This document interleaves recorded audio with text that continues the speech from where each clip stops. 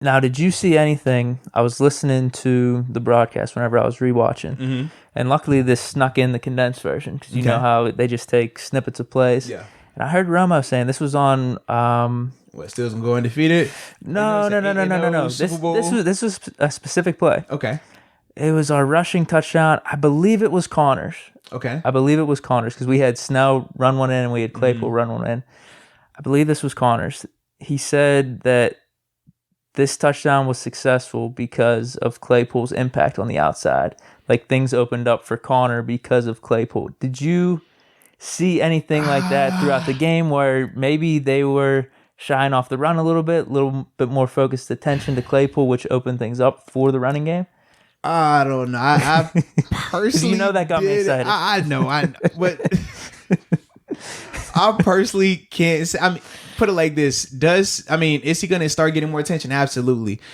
But I necessarily couldn't say that was the reason. I just thought as a whole, the offense was just being able to move the ball. But more importantly, they were able to control the line of scrimmage from an offensive standpoint. They got movement up front when it was running time. And then when it was pass time, they were able to protect. I think that was more impactful than necessarily just Claypool being out there. But I will say this, though, man. Now, Claypool, like I said, that's gonna start to happen the more he progresses and the more he continues to be productive. And the reason I asked that because it goes back to what we've talked about before with AB, that type of impact he had on the field where he's drawn coverages and it made our running game a little more seamless. Well, but that's the only thing because I figured like, it's not on that level yet. I get it, but this is the thing. Hey? And behind the curtain a little bit. All right, so because I've done the color commentary stuff, obviously, like for my college and stuff like that.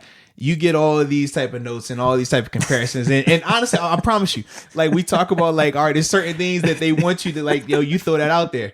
All right. So that's what you always hear them. They always have a stat ready, right? Or Did he get me with it? So for example, right, when Romo did this in the game too, he was going on this big rant about Wills, the tackle. He was like, yeah, man, this guy's the fastest kick start. Look at just how he works. Look at when he goes to kick, man. I'm telling you, he's the first guy off the line every time when he kicks.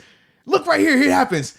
And it's like, no, he actually didn't right here. He was doing something. He was jump setting the guy, but for the purpose of it. And then literally the play happens. And then the guy who was commentating, when he was like, yeah, man, I've never seen a guy kick like that before. I was like, yeah, that's we're in the production meetings. We got to talk about the young tackles kick. All right, let's talk about it. The play had nothing to do with it. He didn't even do it, but we're going to hype it up anyways. That's the only thing with that. So is there some truth in Claypool being out there? Yes, you can make the same case for Eric Ebron, though, like when they're spacing him out at times, or James Washington because of what he's been able to do. And even Juju, when Juju's lined in the slot, alerts go off. If you're a defender, you see Juju in the slot, you're like, oh, hey, watch him. He's in the action right here just because of how the Steelers have used him.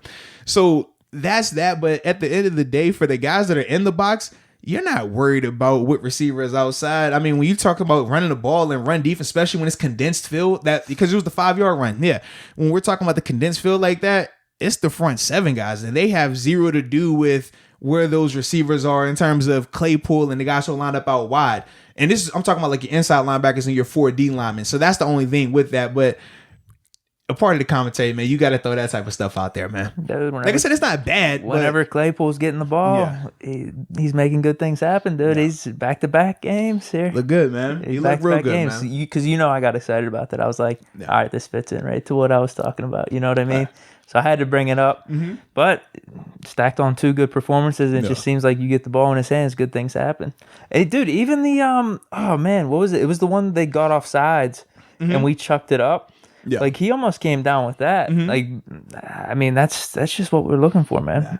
But that's why we talked about last week when I was like, I really don't feel like they have a number 1 just yet. Even with Claypool, 4 targets, 4 catches, 74 yards. We talked about James Washington targeted 7 times. 4 catches, 68 yards, but he had the touchdown as well. To me, when we get that guy, I mean, with AB, when were we ever watching a game where AB wasn't the most targeted guy, or we knew if he wasn't most targeted, he drew every ounce of coverage over there? We're still not seeing that right now. So that's the only reason why I said it's still going to take time for him to develop into that. But when you have guys like that who it can go week to week, oh man, this week we're featuring this receiver, this week we're featuring that receiver, this week is this receiver. That's the beauty of it, man. Good problem. Yeah. Absolutely, we've talked about this a couple of times.